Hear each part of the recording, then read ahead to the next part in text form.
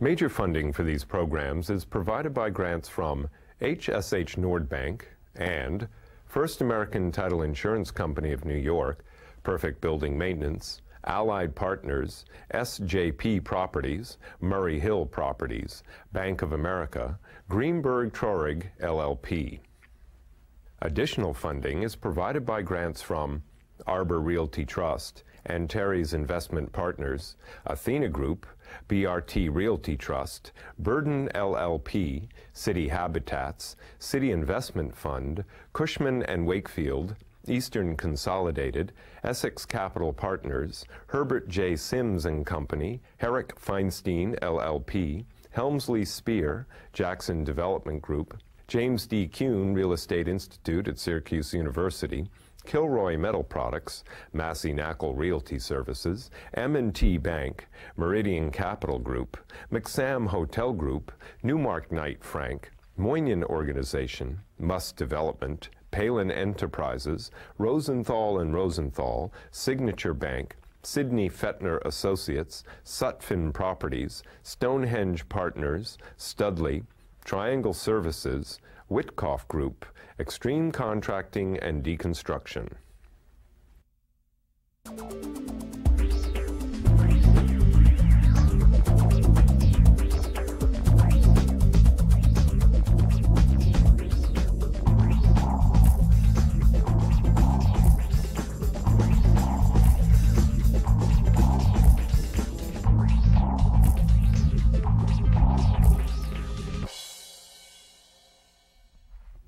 Hello, my name is Michael Stoller, host of the Stoller Report, Real Estate Trends in the Tri-State Region. Stamford, you know, that's a neighborhood. Growing up in Brooklyn, I never knew what Connecticut was, you know. What was Stamford? I mean, my distance was going from Brooklyn to the Bronx was far, but everybody really wants to be in Connecticut. Connecticut is really hot, Fairfield County. And to provide the information to my audience, I've assembled 3 individuals today who are really going to tell us what's happening in Stamford. My guests include Jim Cabrera, Managing Director and partner, co-founder of Venteris Investment, Mark Granata, President of RFR Realty, and last but not least, Jay Ruska, Executive Vice President at Cushman & Wakefield. Who's been in, now, you know, we were saying part of the show, I said, you never were in Stamford until your company bought last year, but you said you've been in Stamford a long time. I mean, originally. I have a history back in Stamford with F.D. Rich, who built most of the properties in Stamford. So when did you go to Stamford originally? Someplace in the early mid-'80s. So what has happened, you know, from the mid-'80s, I don't want to age yourself, 25 years, and you said, Jay, prior to the show, you've been in Stamford close to 20 years. And Jim? I grew up in Connecticut, and we've been owning assets there since 96. So what's happened over the last 20 years? And today, Stamford is really a booming area. Everybody knows of Greenwich, but we'll talk about that in a second. But what has changed and made Stamford such a popular area? Jim? Well, you know, back historically, you know, in the 70s, beginnings of the 80s, there was a mass exodus out of New York City, and they landed a lot of these large corporations. And so that was basically how F.D. Rich built up their portfolio, was doing deals with Champion Paper and Singer Sewing Machine, Xerox Corporation, all these large companies. As that went away, it's been now backfilled with primarily service companies and now financial services companies with UBS, RBS, Citi is there, Thompson Financial, a lot of other financial services firms. Why do companies relocate to Stamford? I mean, you've been in there. Cushman is the leading private independent, world's largest broker, real estate brokers in the world. I mean, why are companies going to Stamford? Why? Well, it's clearly always been an extension, in our opinion, of New York City. 30 miles outside of the city, and many of the executives that run these firms are located or live in these areas, and it's blossomed and built off the large headquarters relocations that we've seen in the 80s. Now, last year, your company was responsible for buying the largest portfolio of office space in Stamford. What did you buy last year? We bought a portfolio of 7 properties totaling about 1.8 million square feet, representing something around 23 to 24% of the overall Class A market in Stamford, and probably about 34% of the downtown CBD Class A properties. And what did the guy? I know you were involved with Landmark. What did the guys from New York City see going into the Stamford market? I mean, RFR owns magnificent properties in New York. You know, all these Class A properties.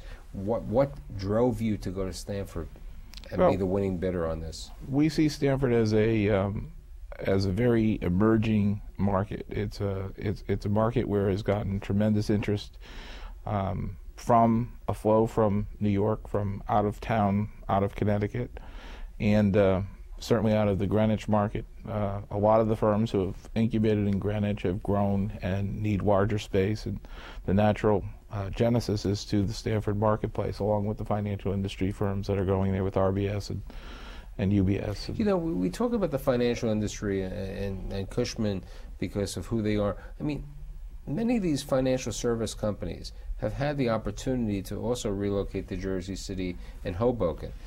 You know, an RBS and a UBS right now, they have some of it in Hoboken and in Jersey City, but they're making a major commitment in RBS to Stamford. Why? You know, in talking to some of the people Cushman represented, the tenants, so they would probably know more, but in speaking to the CEO of the company, the co-CEOs lived in Greenwich, and so they wanted to have the operation close to them. Again, 3,000 people moving there, 1,000 which make over $1 million a year, and they live in Fairfield County, so they wanted to keep their office close to their homes. Let's talk about that major development you're doing. I mean, besides, you know, the office space that you own, I mean, representing 24% of the Class A building in Stamford, you own office space, but you have this major development. Tell my audience about that. Yep, we own currently existing office of about 1.4 million square feet, and we have about another 7 million square feet that we can build on the waterfront in what we call Harbor Point.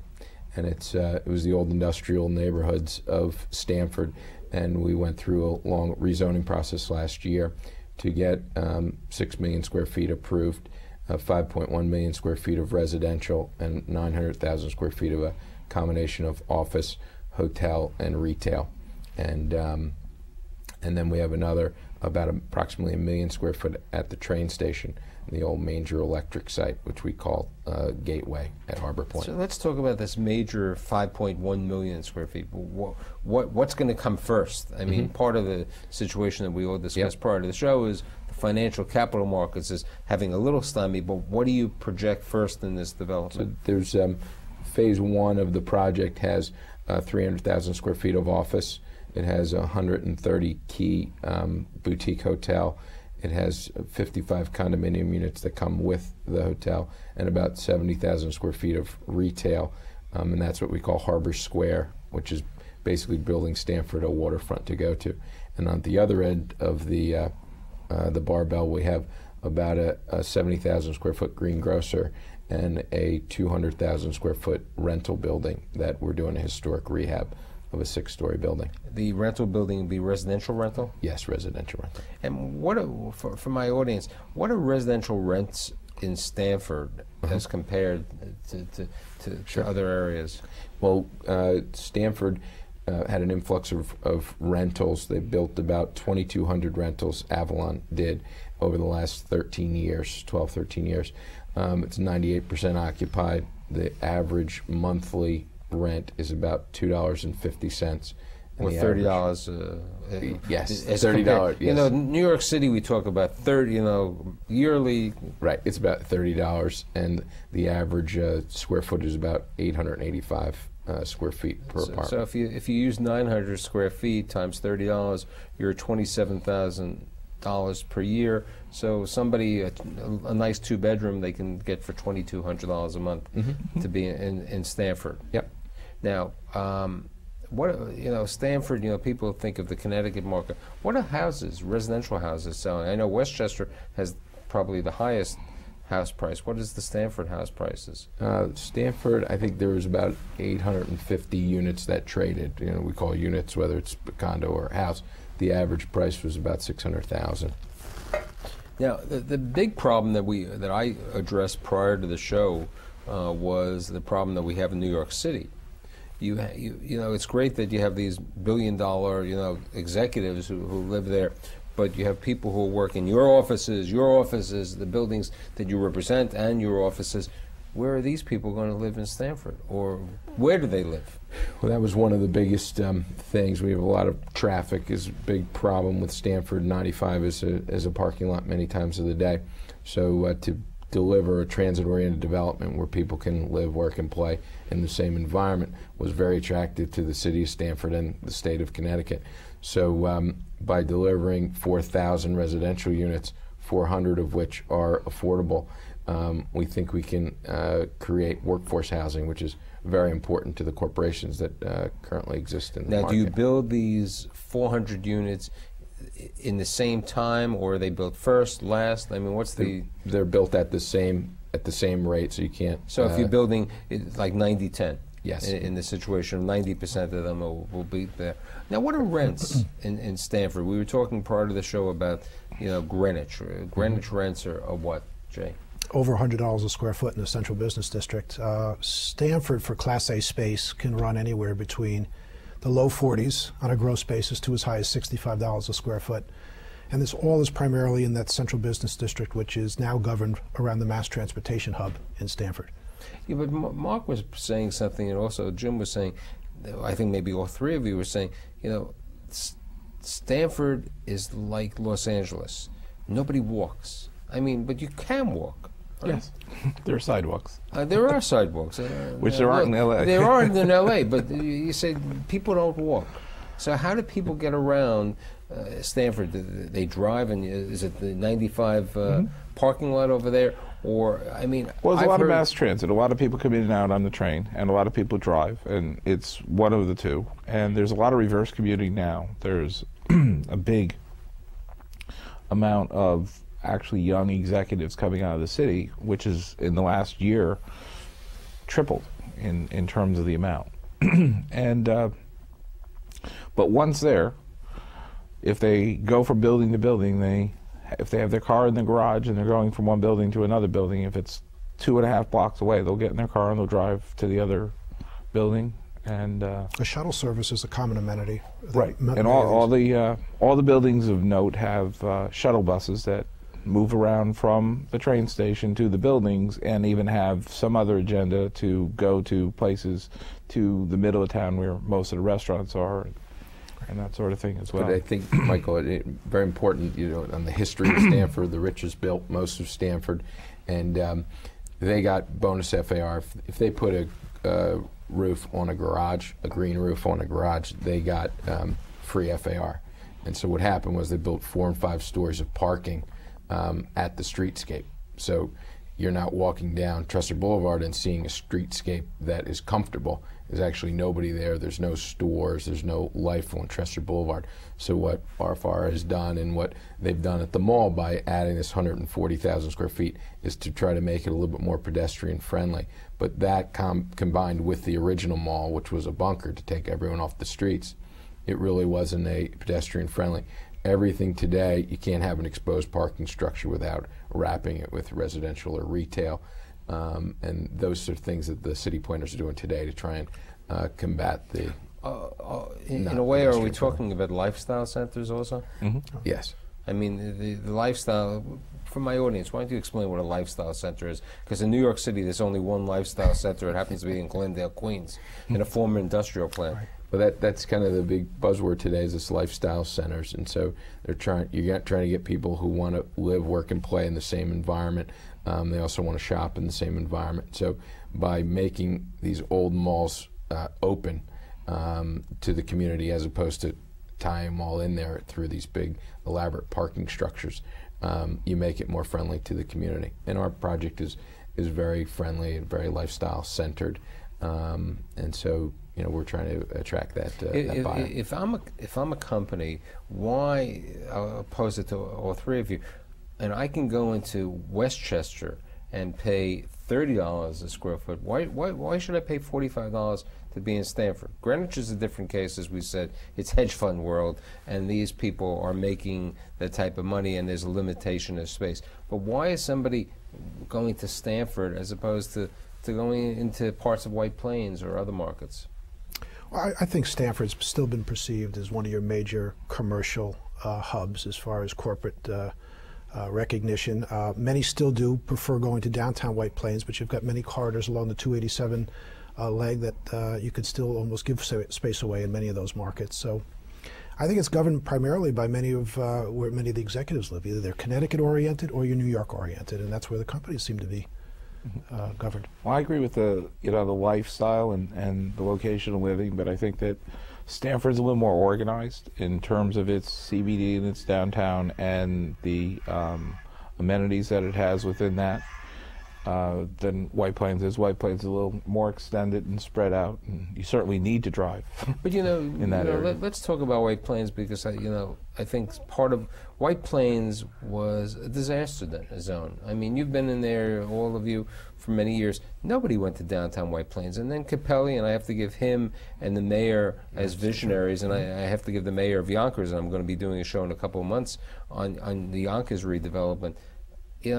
They changed the nature. I mean, you go to White Plains now, you have 24/7.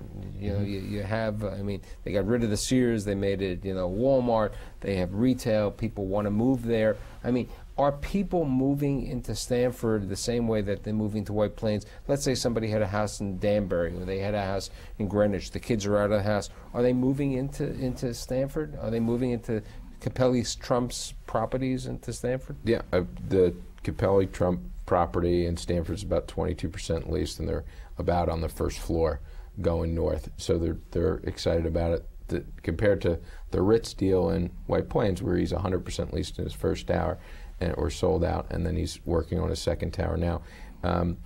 Yeah, people are moving to Stamford to do downsizing out of the Greenwich house and moving to Stamford, where it's a little bit more affordable. Same with Darien. We just had two Vocus groups, the Darien, New Canaan, Greenwich.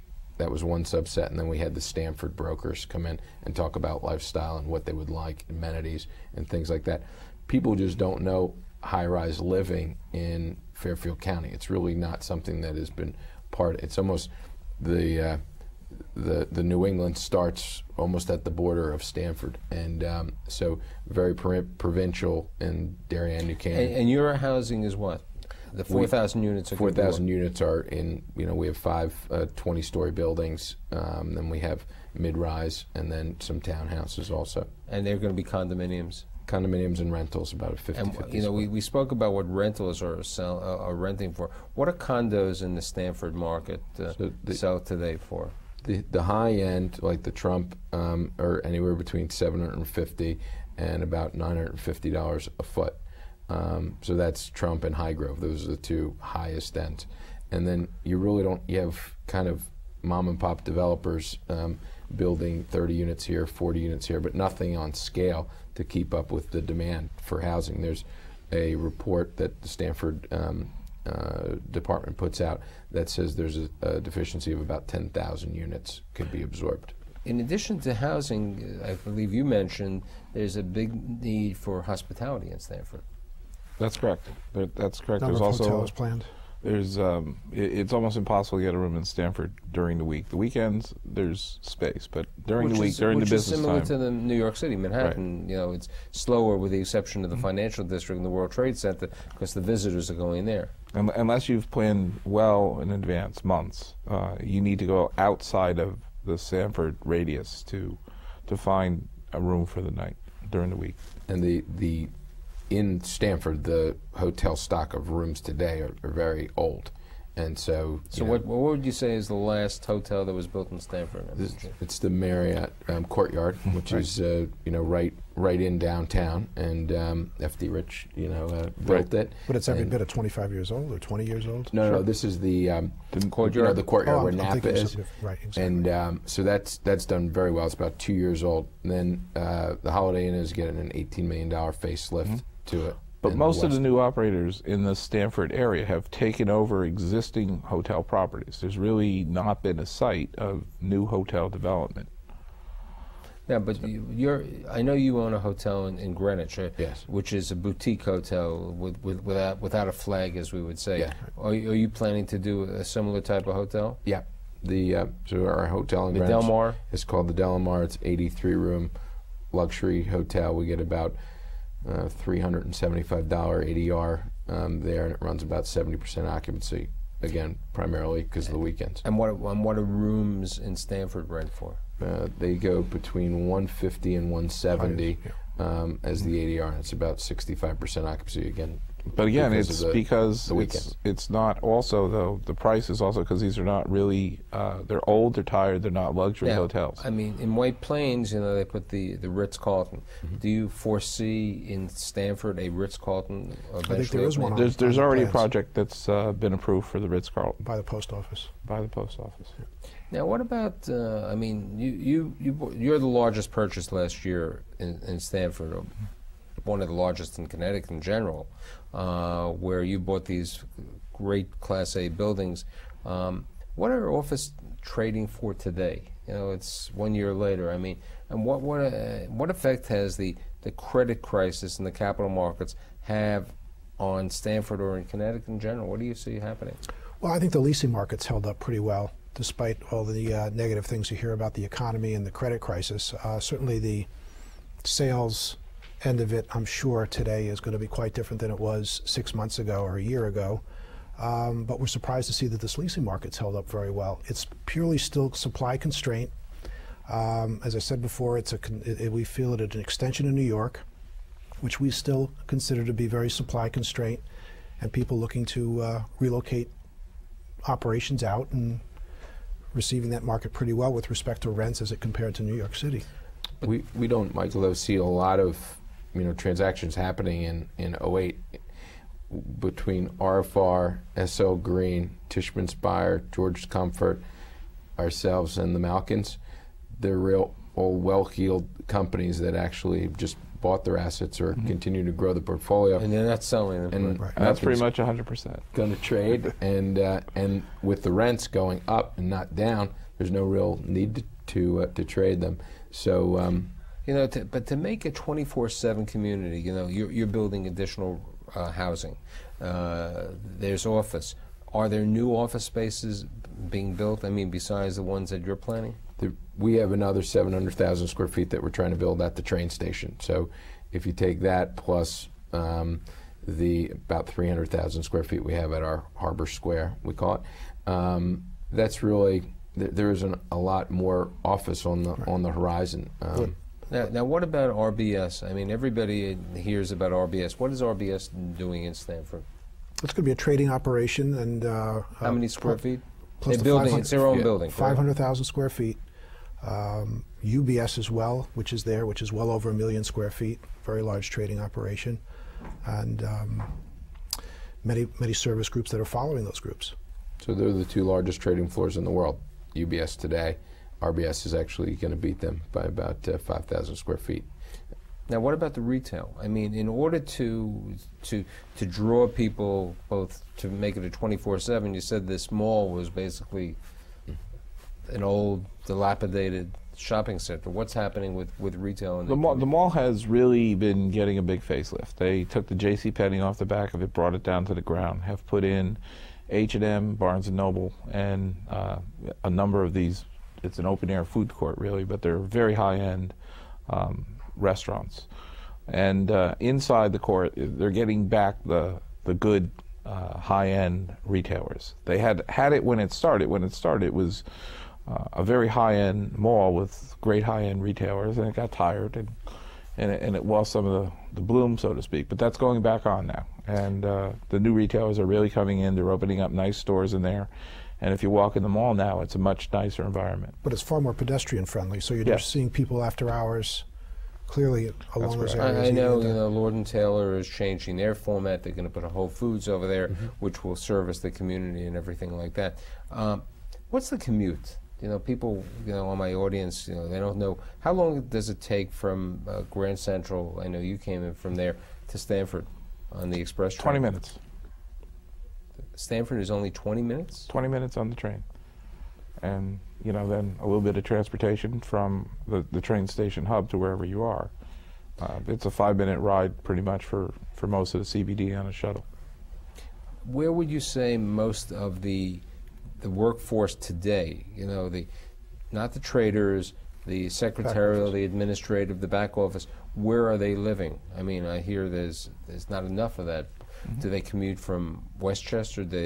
Particularly east of Stamford. Shelton, Trumbull, Naugatuck Valley. They commute as much as an hour by car to get to Stamford. So they come down from the north. Some people come across 287 from New Jersey, and they can come over and hit Stamford. Again, these are all by cars. But last year was the first year that more people commuted into Stamford than out of Stamford. So from the New York environment. From New York. So that's good. We're also a lot of ridership coming from upstate in Bridgeport, and basically people want to go where the jobs are, and you know, Stamford is obviously producing a lot of jobs. What attracted RFR to Stamford? As I said before, we saw it as it's an emergency marketplace. We had an opportunity to you know, purchase what we thought was a very solid Class A portfolio, which had a very good portion of the CBD. We knew that there were some other good ownership going into Stamford, and we saw Stamford as really kind of emerging and growing to be a place where people are going to be coming in from Greenwich, from New York, and actually from out of state. We're talking to groups that are planning on relocating significant amount of space and people from Milwaukee, from California, from Washington, D.C., or just a few groups that we're talking to right now. We've had a lot of interest from foreign investors, and you know, from the Middle Eastern to Europe. There's a lot of interest. Stamford's on the board now. It was never on the board before, but Stamford's now on the board. So it's really the first time in Stamford's history that it's really kind of growing outside of itself. It always had been a market that traded inside of itself, and we see that as the natural progression down the railroad line from New York. Our view, again, we spent a lot of time with Cushman & Wakefield in New York City talking to them about the tenants. There were 28 tenants over 250,000 square feet looking for space. There's 6 locations. So, no, I mean New York City. I mean, they'd like to go to Mark's buildings, but right. There's not that much space. I mean, your vacancy factor is what? Well, I think we're probably about 8% overall in the in the portfolio. city, but I mean, and that's only a couple of big spaces. In your big spaces. I mean, that's why I think the attraction of, you know, the tax situation in Connecticut, mm-hmm. the quality of life, and all of this, and you know, the municipality's good job of doing things, you know, sitting with you and making decisions, and all the other things are really making Stamford an interesting place. And you know, I couldn't do, even though Greenwich, where you have business, I couldn't spend a half an hour, or I could spend another half an hour if I really wanted to get into everything about Stamford. Stamford is really growing, and I think the three of you have really helped me and my audience get a better perspective. So I'd like to thank Jim Cabrera, Mark Renater, and Jay Ruska for being here. See you next week.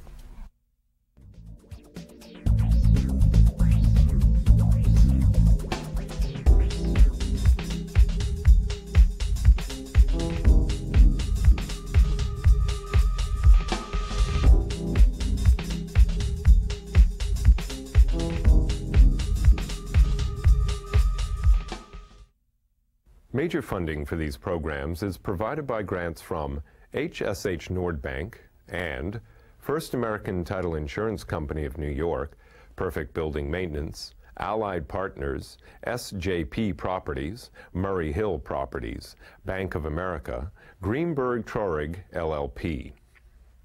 Additional funding is provided by grants from Arbor Realty Trust and Terry's Investment Partners, Athena Group, BRT Realty Trust, Burden LLP, City Habitats, City Investment Fund, Cushman & Wakefield, Eastern Consolidated, Essex Capital Partners, Herbert J. Sims & Company, Herrick Feinstein LLP, Helmsley Spear, Jackson Development Group, James D. Kuhn Real Estate Institute at Syracuse University, Kilroy Metal Products, Massey Knackle Realty Services, M&T Bank, Meridian Capital Group, McSam Hotel Group, NEWMARK Knight Frank, Moinian Organization, Must Development, Palin Enterprises, Rosenthal & Rosenthal, Signature Bank, SIDNEY FETNER Associates, Sutphin Properties, Stonehenge Partners, Studley, Triangle Services, WITKOFF Group, Extreme Contracting and Deconstruction.